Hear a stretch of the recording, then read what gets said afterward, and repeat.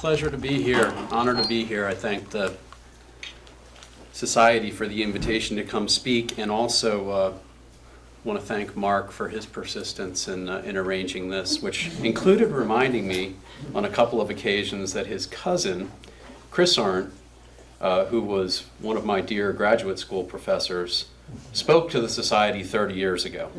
So I'd like to begin by, and this is going to be a talk in 3 parts, as you can tell from the subtitle. There was no sexy pull quote to put up here that really kind of encapsulated the talk, so it's a long subtitle. But I'd like to begin by talking about a time and a place very far from the American Revolution, but I promise I'm going to come back to that. The date was December 26th, 1941. This is an image of the Senate chamber, where much of Congress had wedged itself into that very tiny room. On the left side of the chamber were all the members of the Senate, and on the right side of the chamber were the members of the House of Representatives. And they gathered to hear the first ever address from a sitting British Prime Minister, Winston Churchill. In fact, it was only the second time that Congress had ever invited a foreign leader to come address a joint meeting of Congress. And it was an especially important moment for Winston Churchill. Less than 3 weeks earlier, this is the day after Christmas, 41, Japanese forces had struck Pearl Harbor. December 8th, America declared war on Japan, the day after the attack. And then a couple days later, declared war on Nazi Germany and fascist Italy. And Churchill hurried to America to strategize with President Franklin Roosevelt, essentially inviting himself to the White House for 3 weeks. Eleanor, the president's wife, wasn't necessarily happy with the length of the stay. She grew even unhappier with the boozy late-night sessions over which the president and prime minister forged their enduring relationship. In Roosevelt, though, Churchill had a keen, sympathetic partner, but not so much with the United States Congress. Throughout the 1930s, there had been a large block of isolationists in Congress who had worked to keep America out of any European war at almost any cost. And now, at 12:30 p.m. on the 26th of December, Churchill and several military aides strode into the Senate chamber, escorted by congressional leaders, and the Prime Minister approached the reading desk with a speech that was going to stress solidarity with America in its time of crisis. And he rendered a very sober assessment of the hard struggle that lay ahead. But he expressed his genuine optimism. For Churchill, relief, no doubt, that America's industrial base and military might had been mobilized, and that this, in the end, was going to help the Allies prevail. Mm-hmm. And Churchill knew the stakes. In the chamber that day were men and women who would have to authorize and fund America's wartime mobilization. Many had only very recently come around to the idea of intervention, and he knew that he needed to connect with them early in his speech. And so he leaned into 2 things: his American roots, his mother was Brooklyn born, and more importantly, America and Britain's shared legislative tradition. He opened by wishing that his American-born mother were still alive to watch from the Senate galleries. And then, turning to the Senate side of the room, he said, "I cannot help reflecting that if my father had been American and my mother British, rather than the other way around, I might have gotten here on my own. In that case, this wouldn't have been the first time you'd heard my voice. In that case, I shouldn't have needed any invitation." And the senators laughed at the not-so-subtle implication. I, Winston Churchill, could have been elected to the Senate in my own right. And then, in a line that drew warm cheers from House members, he turned to the House side of the room, and he said, "I'm a child of the House. of Commons, which he had been for 40 years roughly. I do not feel quite like a fish out of water in a legislative assembly where English is spoken. This was the perfect entree. It melted away any of the last lingering isolationist frost. Members from across the political spectrum warmly pledged their complete cooperation with Britain, and not a few called it one of the greatest speeches that they had ever heard. This past spring, I read Churchill's speech in its entirety, and the speeches to Congress delivered by roughly another half dozen British prime ministers, as well as royals who had been invited to address the Congress. In commemorating 250 years of American independence, King Charles, this spring, that's why I was reading these speeches, he riffed off of Churchill's theme of shared legislative experience, and he also echoed his own mother, who addressed a joint session in 1991, Queen Elizabeth. When she came to the House chamber, she said, "Congress and Parliament," I'm quoting her, "are the twin pillars of our civilizations and the chief among the many treasures we've inherited from our predecessors." So we historians tend to spill a lot of ink talking about continuities and discontinuities with the past, and the subject of the American Revolution is no exception to that rule. The historian Gordon Wood, who is perhaps the foremost scholar of the American Revolution, he died this past spring. He, in a landmark book in the early 90s, argued that the American Revolution was a radical break from the past.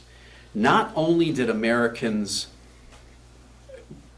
assure their own political independence, but they overthrew what had been a deference-based mentality, an aristocratic society, and they put in its place an egalitarian ethos, a new society that was infused with this idea of the equality of opportunity. And it was an ideological revolution and a social revolution so much as it was a political revolution. Now, to be sure, not everybody in the 18th century enjoyed the fruits of the revolution. Not women, not the enslaved, not people of color, not Native Americans. These groups only gradually secured political standing in later centuries, in no small part by appealing to the ideals expressed in the Declaration of Independence. But even with that big caveat, the Declaration and all that followed it marked a new beginning, undeniably. And today, historians largely agree that the ideas that animated the Declaration and its political and social effects have shaped and reshaped each subsequent generation of Americans. And as the country celebrates its 250th, I and my colleagues in the History Office have been thinking a lot about how the U.S. House and its own lengthy history fit into this year's Jubilee. As Churchill reminded us, there's that deep legislative tradition which we share, and that goes back all the way to British Parliament. But Congress was also created by a unique generation of men who had thrown off the yoke of a monarch and of a distant and very capricious parliament that ruled over them. This was a generation that believed deeply in a radical new concept of self-rule. And it was these lawmakers who peopled and piloted the House in its early years, setting precedent that lasts to this day. So I want to talk a little bit about legislative continuities. During the Revolutionary era, America experimented with 3 unicameral legislatures. They were the first national legislatures. These were the First and Second Continental Congresses, which were in place from 1774 to 1781, and the Confederation Congresses from 1781 to 1789. All 3 were relatively weak entities. They required an almost impossible level of unanimity from the delegates who attended to do even some of the most basic governance. And they were even less equipped to handle very nettlesome problems that inevitably arose among colonies of diverse sizes, geographies, and demographics. In fact, George Washington, in describing the Confederation Congress in 1784, described it in a letter this way: a half-starved, limping government that appears to be always moving upon crutches and tottering at every step. So that's how we get the U.S. Constitution in 1787. But while the Federal Congress that emerged from that in 1789 was quite different from what had preceded it, there were continuities that existed as well. This past spring, when a bipartisan group of congressional leaders invited the king to come speak on the 250th anniversary, they noted the tradition that stretched back through the American colonies, including Burgesses, all the way back to Parliament. And they wrote to the king, and even before Parliament, Magna Carta, they wrote to the king, "The American experiment endures in no small part because of the British tradition from which it sprang." And this is one of the ironies of the American Revolution. In the House, our rules of procedure are based, in large measure, on this book, Jefferson's Manual, which Thomas Jefferson ironically wrote when he was the presiding officer for the Senate. It was supposed to be used for Senate rules, and he pulled heavily from 18th century practice in the British House of Commons. We borrow in the U.S. House so much from Commons. The fact that we have a Speaker of the House, although we've managed to put a uniquely American spin on our speakership. Legislative devices such as the Committee of the Whole, the way we amend bills on the floor, the way the two different bodies come to agreement on differences within legislation that they've passed. And there are other traditions as well. We use a mace to represent the authority of the U.S. House. We elect a chaplain to open each legislative session with a prayer. And we designate the longest continually serving and, in theory, wisest individual in the chamber as the father of the house. We now call this person the dean of the house. The framers, when they wrote the Constitution in 1787, placed this new Congress in Article 1 of the Constitution, and they gave it the sole power to tax and spend, to legislate, to oversee, override, reform, and if need be, remove the entities in Article 2 and Article 3, the president and his officers, and every federal judge. And they put so much power in Congress and put it in that first article for the simple reason that they had known Congress, they had known the legislative process for 170 years in the colonies before we ever got to the Confederation Congresses, Continental Congress, and U.S. Congress. It was the form of government with which they were most comfortable and that they trusted.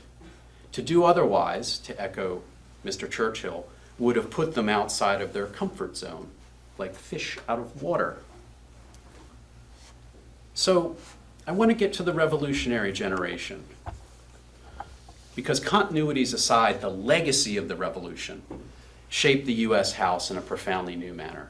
And I'm going to borrow a phrase from the HR department, and I promise it's the only time I'm going to do that today. We might refer to this as the human capital of the revolutionary generation. Those men who either fought in the war or were chosen as delegates to the Continental and Confederation Congresses between 1774 and 1789, all of whom were later members of the U.S. House. This was a considerably large and influential group of people. First off, 364 individuals served in the Continental and Confederation Congresses in that 15-year period. And many of them, you will know, oh, I had Madison up already. You will know from your history reading. Madison is one. Roger Sherman of Connecticut is another, just for two examples. Along with Madison and Sherman, 5 other lawmakers who would serve in the early U.S. House, had crafted and signed the U.S. Constitution. In addition to Sherman, 4 others signed the Declaration of Independence: Elbridge Gerry of Massachusetts, George Clymer of Pennsylvania, William Floyd of New York, and Abraham Clark of New Jersey. Sherman stands out, though, as a singular example. When the Constitutional Convention teetered on the brink of collapse in 1787, he offered the path forward, which was, okay, how are we going to structure this bicameral Congress? How are the states going to be represented? Large states wanted it based on population. Small states wanted equal representation. And so the plan Sherman comes up with is called the Connecticut Compromise, which is to have a House based on proportional representation and a Senate where each state has 2 senators, right? Sherman is one of the interesting people in these early Congresses. When that first House finally convened in New York City on April 1st, 1789, you heard me correctly, April Fool's Day, it consisted of 65 members, including all of those aforementioned signers, and 35 of those 65 lawmakers, more than half, had served in the Continental or Confederation Congresses, including 3 who would go on to be our earliest speakers of the U.S. House. All of this is to say that there was a vast accumulation of prior legislative and constitutional experience that flowed from the Revolutionary period directly into those early Congresses. But here's the thing, those numbers pale when compared to the group of Revolutionary War veterans who went on to win election to the U.S. House. Between 1789 and the mid-1830s, 275 Revolutionary War veterans served in the House. They came from 19 different states, the 13 original colonies, Maine, Vermont, Ohio, Kentucky, Tennessee, and Louisiana. Pennsylvania sent the most, 62. Virginia sent 30, including John Marshall, who would later become Secretary of State, and he would become Chief Justice of the Supreme Court. And among those veterans, 5 of the 6 first House speakers had military service in the Revolution. And here's the most arresting statistic of all. Of the House members in that first Congress, 41 total, nearly 2/3 fought in the Revolutionary War. The entire New Jersey House delegation fought in the Revolutionary War, as did Georgia's. And the majority of representatives from Virginia, Pennsylvania, North Carolina, and New York had taken up arms as well. So how did this compare to other waves of U.S. veterans in later wars, you might ask? It exceeds every other American war. The high water mark for veterans of the Civil War as a percentage of the House occurs in the mid-1870s, and it's roughly about 37-38% who had either served in the Union forces or Confederate forces. World War I, the peak occurs actually during World War II. About 25% of the House were veterans. The Greatest Generation, so-called Greatest Generation, World War II, that peak occurs in the mid-1960s, and it is just under 60%. Nothing eclipses that 62% in the first Congress. Historically, when waves of veterans arrive in the House, their shared life experiences often create the momentum, the political space, and the conditions generally necessary for historic and far-reaching bursts of legislative activity.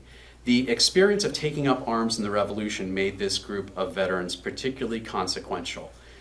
In floor debate in that first Congress, Representative James Jackson of Georgia, and a veteran himself, told his colleagues, the groundwork, the cause of that revolution, where so many of the House's members had participated in its dangers and had been distinguished in its conflicts, was nothing less than to secure the right of representation itself.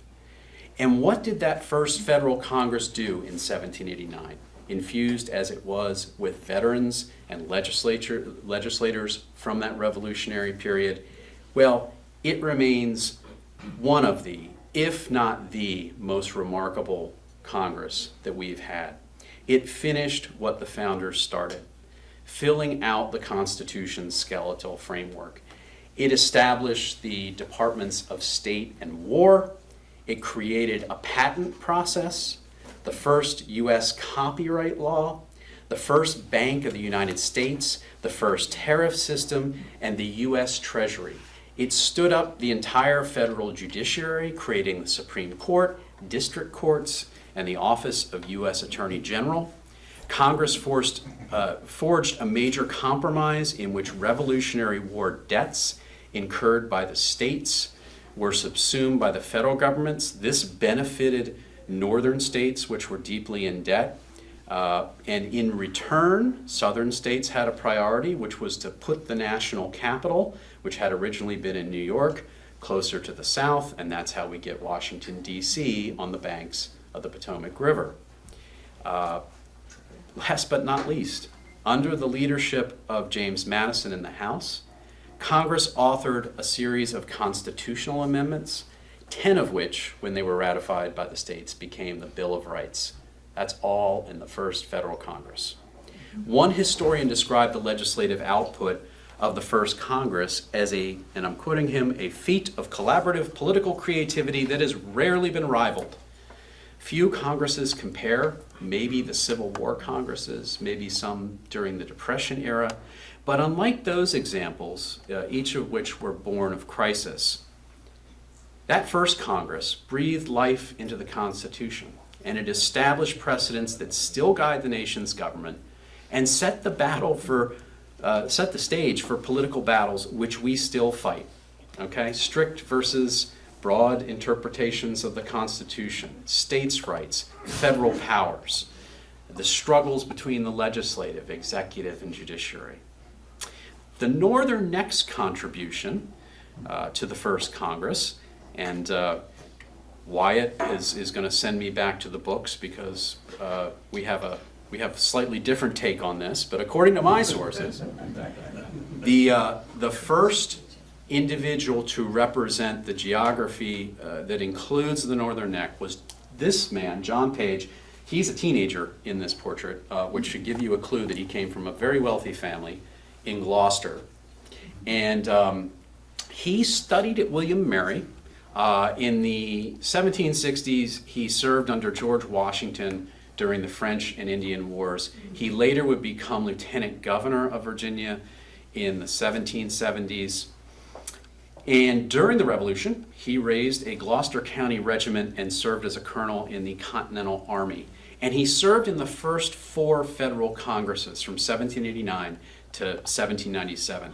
And that service was bookended by years of service in the Virginia Assembly. And his House district stretched from above the falls in the modern-day Fredericksburg area, down and around, encompassing the Middle Peninsula, and then sweeping up to the Northern Neck, and then back west. It was a big chunk of territory. He arrived in New York City at Federal Hall with James Madison and Richard Bland Lee on March 14th, 1789, the date that 3 Virginians claimed their seats. They had to wait about another 2 weeks before other people showed up, and we actually had a quorum.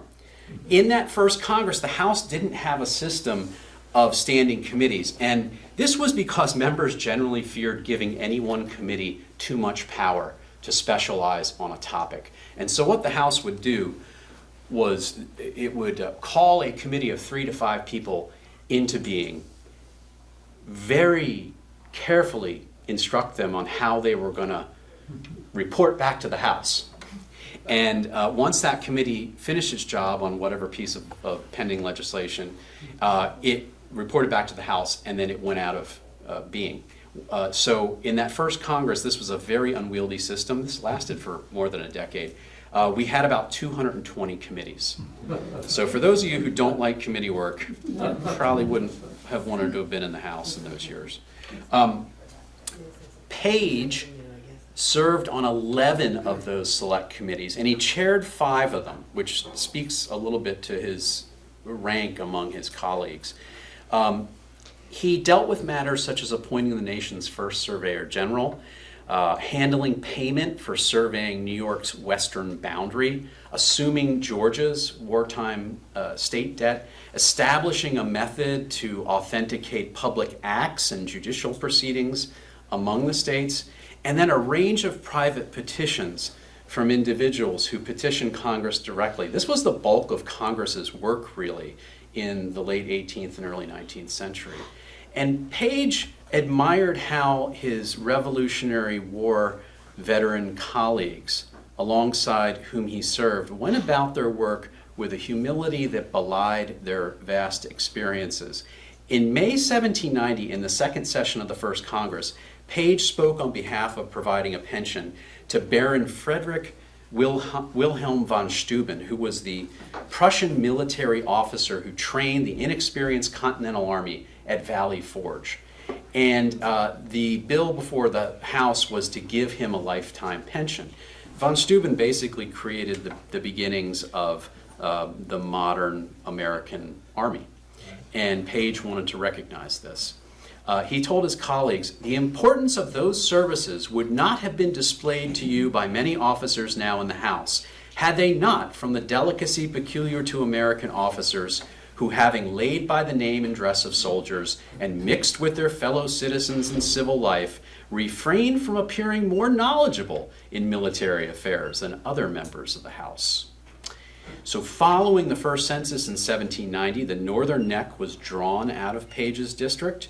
And at the start of the Second Congress in 1793, Page's district shifted southward. He represented a Gloucester Center district, which was his home territory.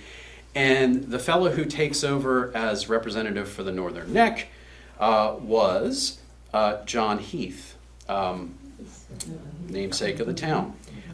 Starting in that third Congress, well, really starting in 1789, the very interesting thing looking at the Northern Neck's representatives was that for roughly a 30-year period, the district was represented by a Revolutionary War veteran from 1789 to 1817, with the exception of just one Congress. And these individuals were John Heath, Walter Jones, Henry Lee, and John Hungerford.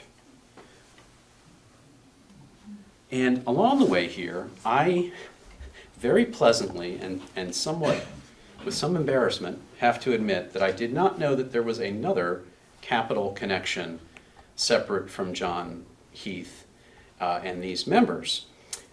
In 1798, this is shortly after Heath helped get the state legislature to incorporate the town of Heathsville, it was surveyed by this man, Benjamin Henry Latrobe, who was working as a surveyor in Virginia at that point.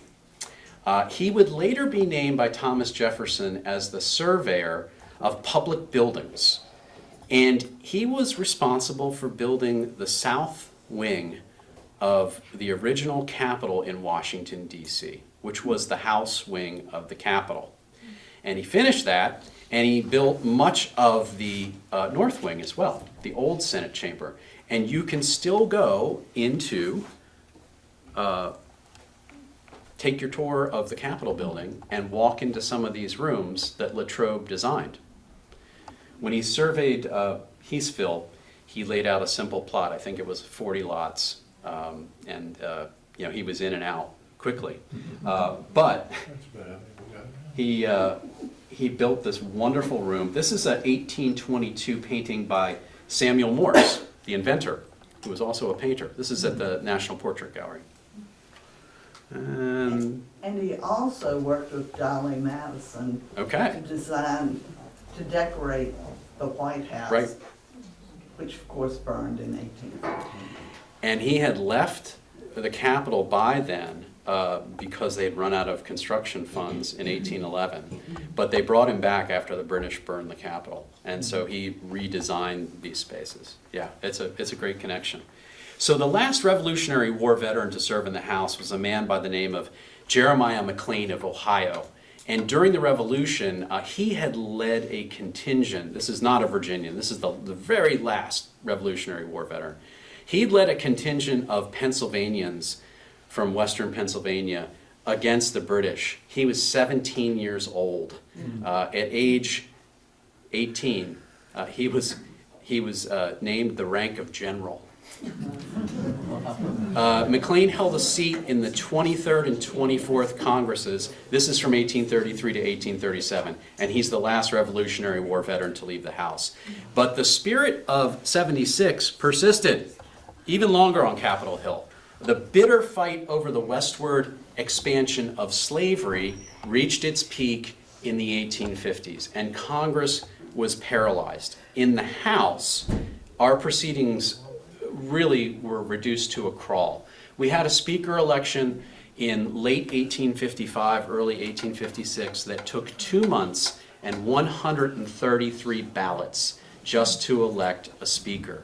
The members were so angry with each other, they couldn't even agree on a chaplain to elect. In steps this individual, 93-year-old Daniel Waldo. We had great fun in the office with a blog about Mr. Waldo. Where's Waldo? He joined the Connecticut militia as a 16-year-old in the Revolution. He earned a divinity degree at Yale, and he served 75 years as a Congregationalist minister. And this was the one individual who the House decided had the moral authority to open every session with a prayer in the deeply divided 1850s. In reporting Waldo's selection, a correspondent from the Boston Daily Atlas newspaper wrote in a line that I am sure has applied at many times in American history: "We do not know of a body in the world which needs fervent, effectual prayer more than the House of Representatives." So I'm going to finish up with a final section here, and I'm happy to take questions at the end. I'm probably 10 or 15 minutes away from being done. But one of the great things that we got to do, well, I want to read you a quote first. This is from John Adams. This is on July 3rd, 1776, writing from Philadelphia to his wife, Abigail. The Continental Congress has just voted to break with Great Britain. The declaration's being drafted. It's going to be signed the next day. And he writes to his wife, praising the declaration and hoping that the establishment of the new nation, and I'm quoting him here, will be celebrated by succeeding generations as the great anniversary festival.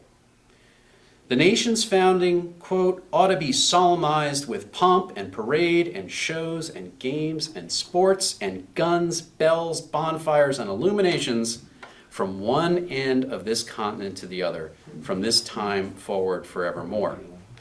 And so America 250 gave us, who do history writing in the House, a unique opportunity to examine just how Congress in America have met Adams's charge through the ages.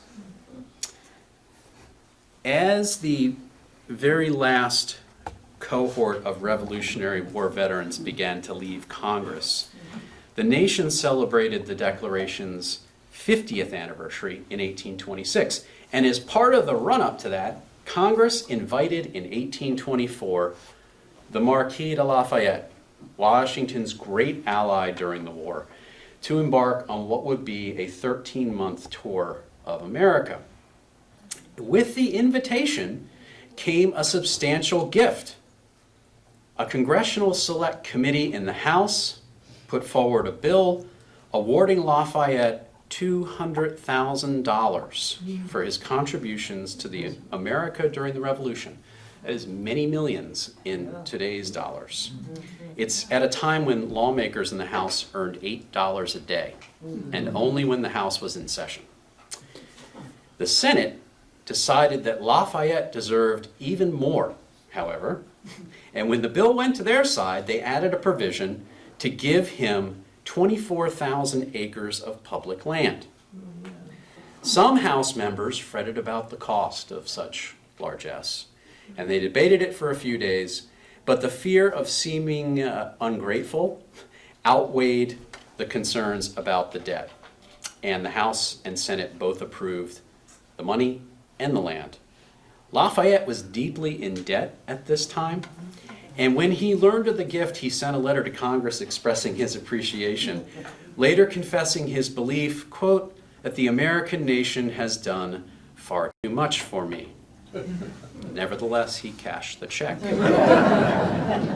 As part of his grand tour, Lafayette became the first foreign dignitary to address Congress, which is how we have this portrait. The ever humble Lafayette and the artist who produced the portrait gave it to the House as a gift on the occasion of his speaking in the House chamber to what was a joint session. It wasn't going to be originally, and then we decided, we should invite the Senate so we can have them over. Lafayette so liked this likeness that he had engravings made, many engravings. And so if you trace Lafayette's route throughout the country, you probably can find an engraving of this portrait. He liked it a lot. This past spring, when the King came to speak in the House chamber, the BBC had me on for historical context, and I had great fun pointing out to them that when the King was standing at the clerk's desk, he had the two chief protagonists of the American Revolution flanking him, Lafayette and Washington. That lavish swing around the country aside, though, Americans generally memorialized 1826 in a subdued manner. Most celebrated locally in their towns and villages that now stretched beyond the Mississippi River, and they took particular care to lionize that fading generation, the revolutionary generation who were leaving the scene. For its part, Congress was out of session. On July 4th, John Adams's son, John Quincy Adams, attended a reading of the Declaration of Independence, and in a remarkable twist of fate, on that day, Thomas Jefferson and John Adams died within hours of each other. America's 50th birthday celebration, however, occurred at a transitional moment in our history. The old system of factional parties was dissolving, and it was giving way to a new order which was driven by outsized personalities and diverging regional interests. Lafayette witnessed this firsthand. From a seat in the galleries of the House in February 1825, he watched as the U.S. House elected the aforementioned John Quincy Adams over Andrew Jackson, elected him president, per the Constitution, because while Jackson had won the popular vote, he didn't win the Electoral College, and the election went to the House. With little evidence, but widespread fanfare, Jackson and his supporters howled for years that Adams stole the election by striking a corrupt bargain to lock down the support of then Speaker Henry Clay of Kentucky, a longtime Jackson critic who did not like the general's strongman tendencies and was more attuned to Adams' nationalism. The furor only intensified after Adams tapped Clay as Secretary of State following his inauguration. And undergirding all of this were sharpening sectional tensions that were fueled by the westward expansion of slavery.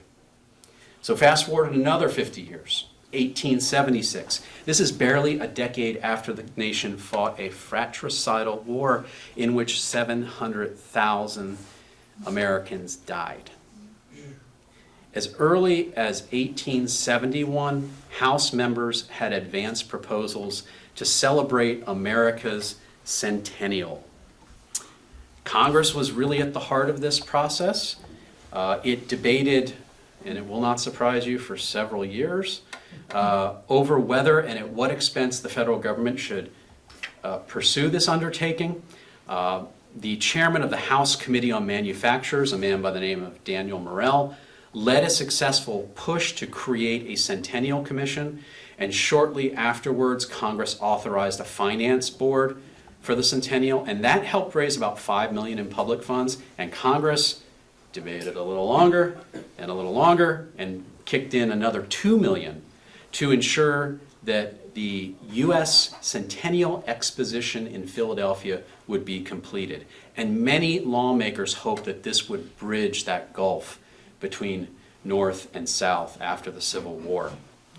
For America's black congressmen, all of whom were elected from reconstructed southern states, 1876 marked an opportunity to claim the civil and political rights that have been outlined in the Declaration of Independence at a moment when many southern states were seeking ways to take these rights away from black Americans.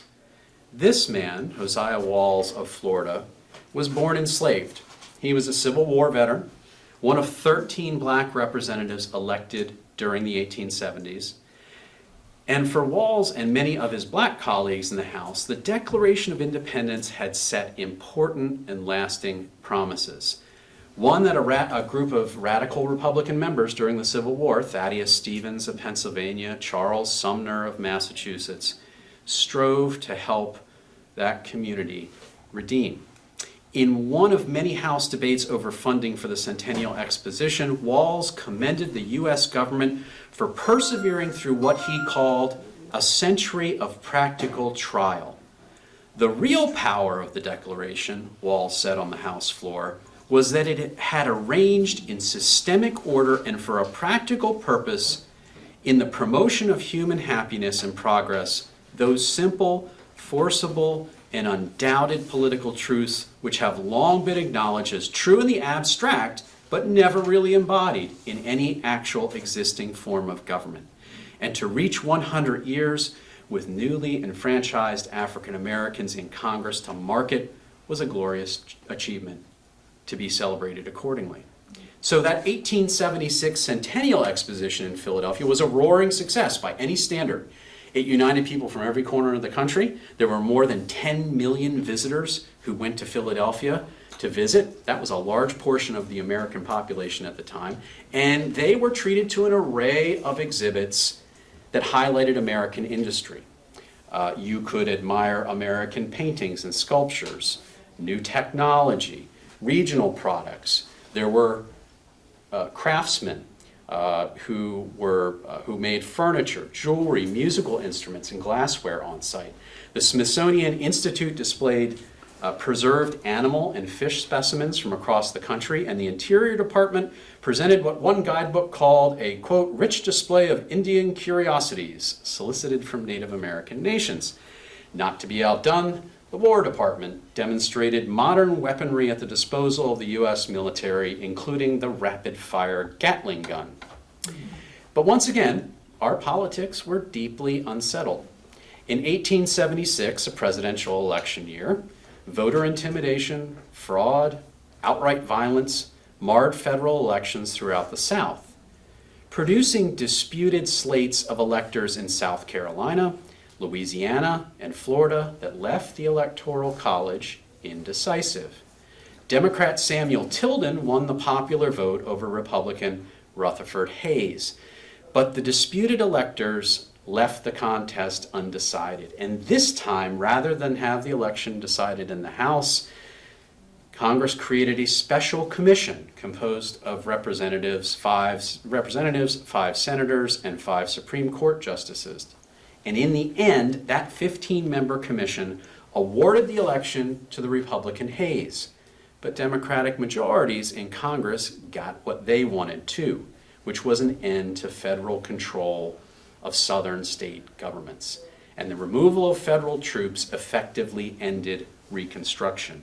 Newly empowered Democratic majorities in the South swiftly rolled back the political rights of African Americans and imposed a system of segregation and white supremacy that lasted to the latter half of the 20th century.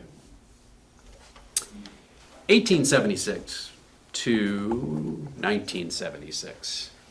The bicentennial, for most of us here, is a living memory.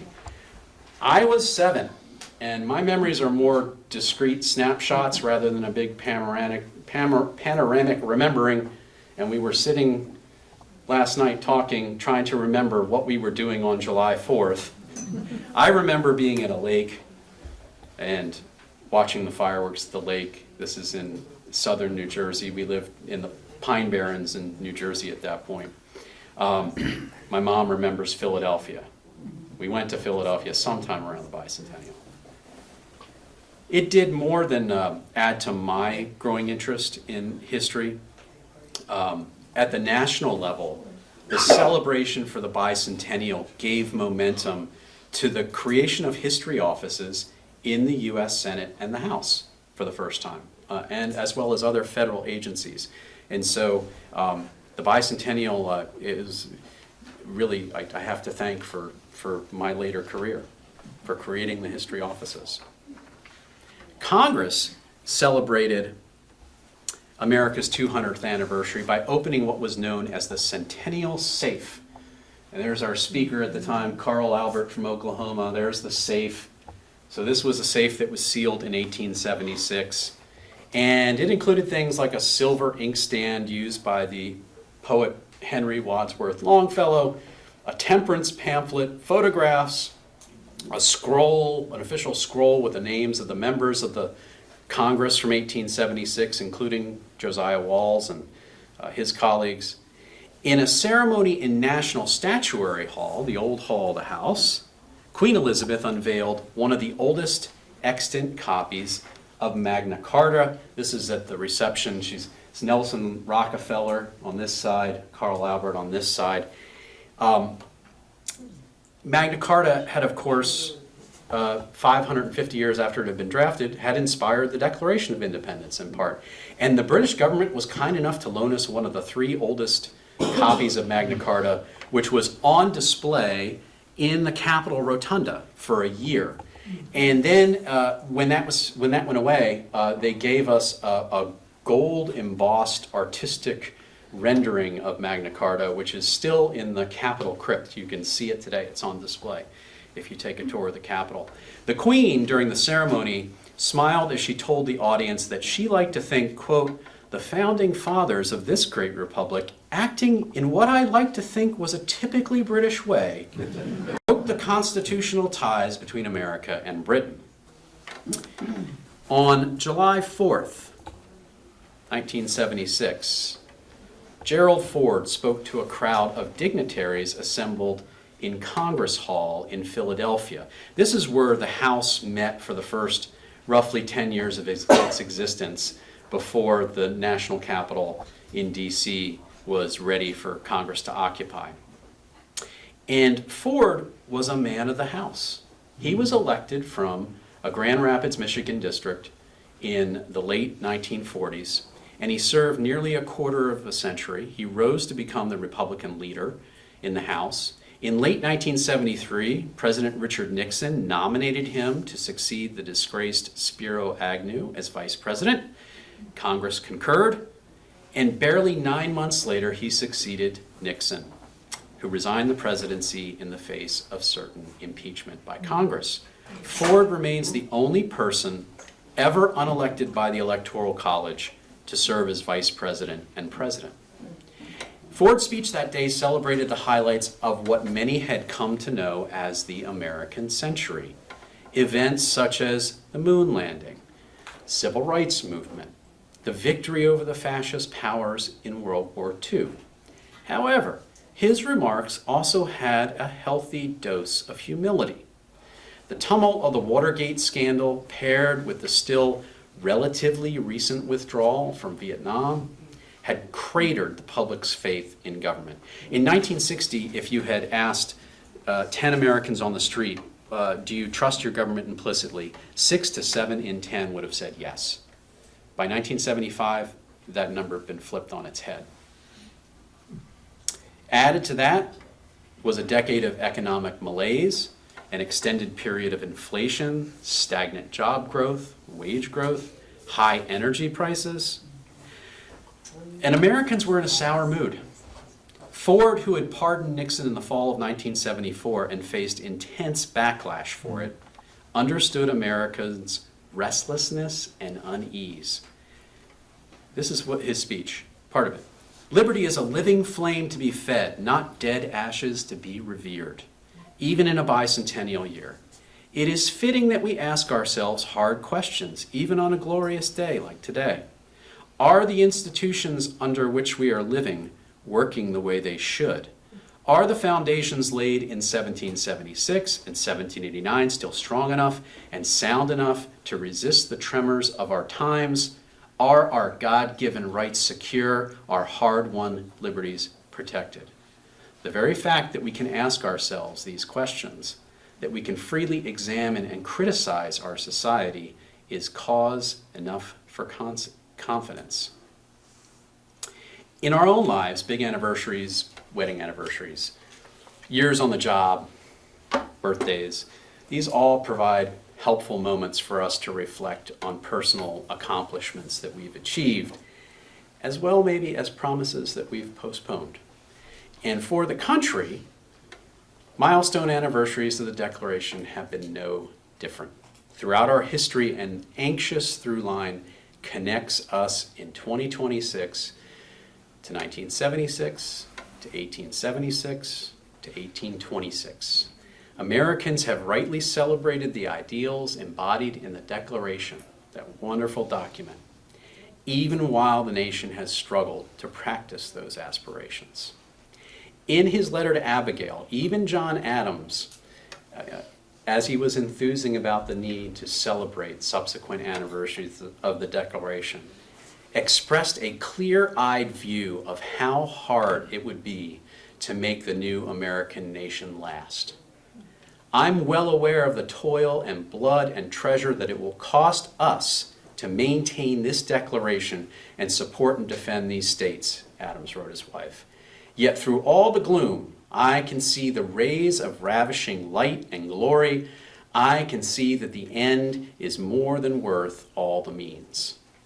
And that note of hope and optimism has always been, and it ought to remain, the most important continuity of them all.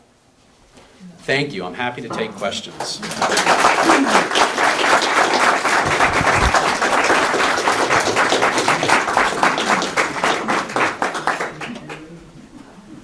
Come on, I've been talking to you for 45 minutes. Come on. Yes. Thank you for a splendid talk. Yes. I'm a professional historian, also worked in the House for 12+ years, so we should talk. A lot of what you were talking about really brought back great memories for me. I'm curious why you didn't say anything about 1926.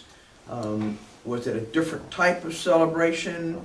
You just didn't have the time? It wasn't much of a celebration? Why did you not deal with that one? Largely time. So there was a 150th program in Philadelphia that year, which Congress also underwrote, but it was besieged by a lot of infighting. The weather was horrible, and attendance was down, but it did a lot of the same things that they had shown off in 1876, the latest technology. And it was as big, if not a bigger exhibition actually than what had happened in 1876, just not as well attended, not as popular. You can say the same thing about the country in 1926. In Congress, we were fighting over urban and rural priorities. America, for the first time in the 1920s, the majority of Americans were living in an urban setting for the first time. We were dealing with a lot of problems about how we scale up as a mass society. And in Congress, in that decade, a lot of very familiar points of political debate: immigration, tariffs, and we had an economic collapse at the end of the decade. So continuity's in that one too, but I ran out of runway. I didn't want to talk to you for too long. Good question. I have one. Yes, ma'am. What percent of our current Congress are veterans? That's a great question. The last time I checked, and this is always kind of a beginning of the Congress thing because we get this question, I want to say it's around 10 to 15%. That's it. Yeah. Okay, that's what I Yeah. thought. Well, and you know, the thing that really changes that is in when Nixon does away with the draft in the early 70s, and you know, for so many people, that was just some kind of military service was, you know, that was de rigueur before that, and so that's when that number begins to shift down. Yeah. Yes, ma'am.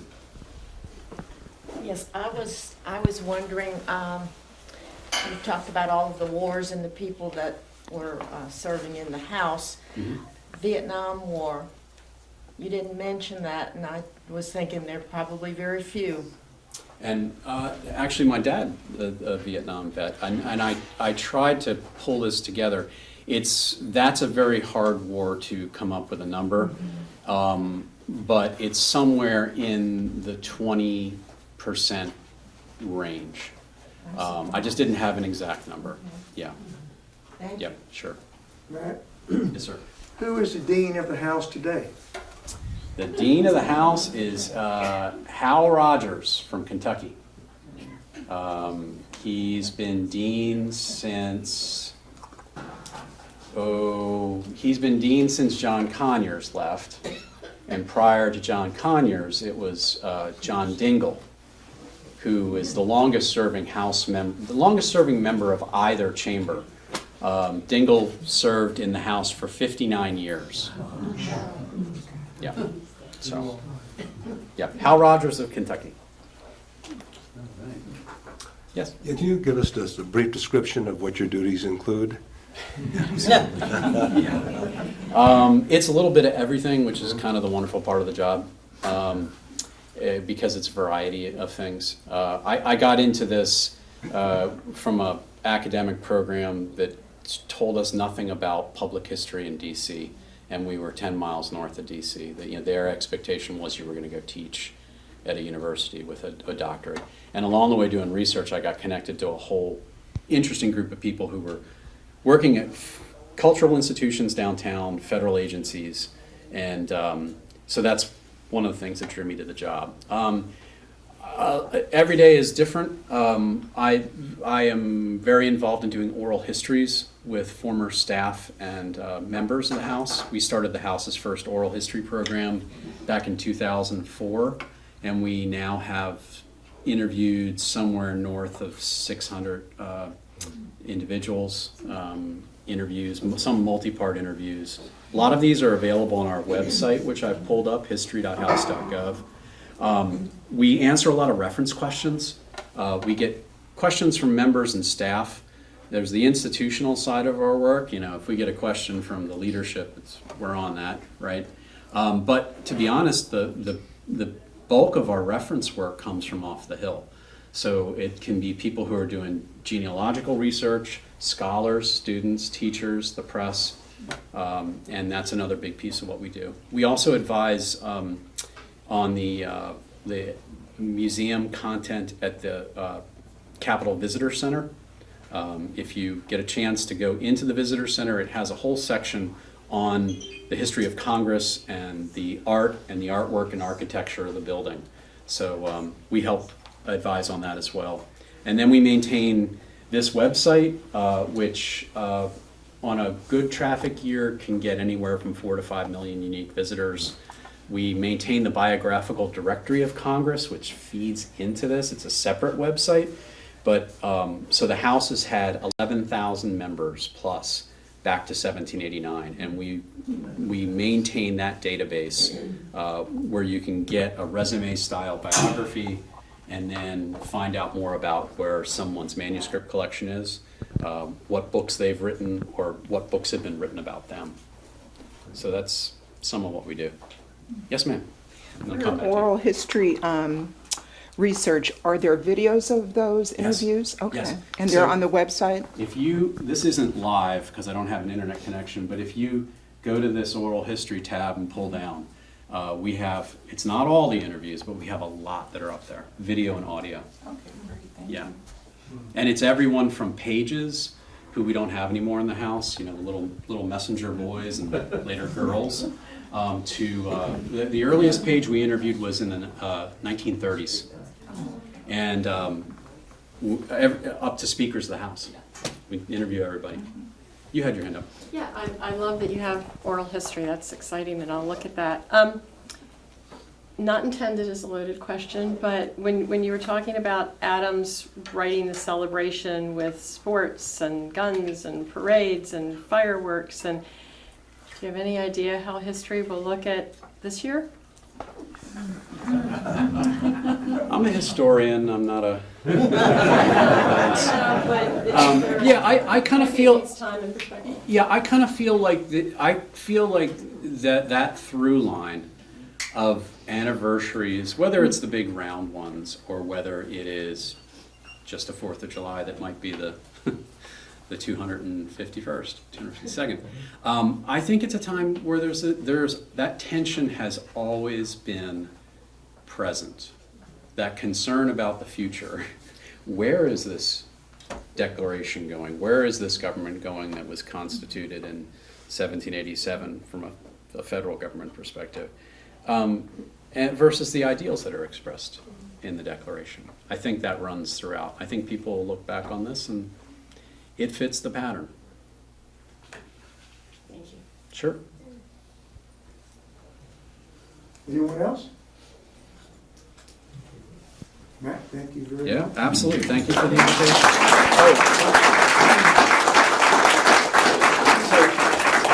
Mark mentioned the booklets that we have brought. They're on the table out front. A history of the speakership. You really can't find a book anywhere about the history of the speakership. So if you are at all interested in that, and the history of the speakership really is the history of the House, that's this booklet. We also did in 2019 for the anniversary of the centennial of the 19th Amendment that gave women nationally the right to vote. Most women. This tells the story of Jeanette Rankin, the first woman in Congress, and the fight to get the 19th Amendment passed. And then 2 other publications. This is 2020 for the 150th anniversary of the first African American in the House, Joseph Rainey. We published a booklet on the Reconstruction era Black members. So this is available as well. And then a primer on that we give to members, new members and staff, called that we call the People's House, which is a little bit of history, a little bit of art and architecture and people. So you're welcome to grab copies of these. And thank you for the great questions, and thank you for the invitation.